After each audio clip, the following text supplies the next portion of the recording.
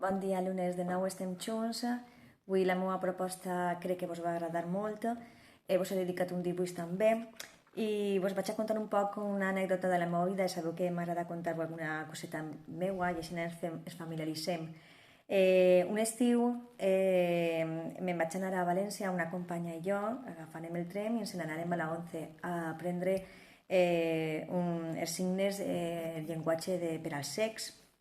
Bé, us he fet un dibuix, no?, per a que pugueu veure que xulo és i ja s'hi ha escrit un missatge, d'acord? Este sistema el va inventar un xic als 15 anys, val? Als 3 anys ja es va quedar sec i als 15 el va inventar. Està format per punts que estan en relleu i que amb el dit poden saber quina lletra es tracta. Cada part representa un fonema, una lletra, és a dir, una consonant o una vocal.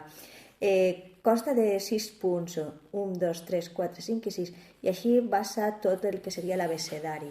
Hi ha un missatge ocult que vosaltres cal adivinar-lo, i a més la meva proposta que feu un dibuix bonic, també amb una paraula en braille, espero que no siga dificultosa per a vosaltres i vos convido a jugar, d'acord?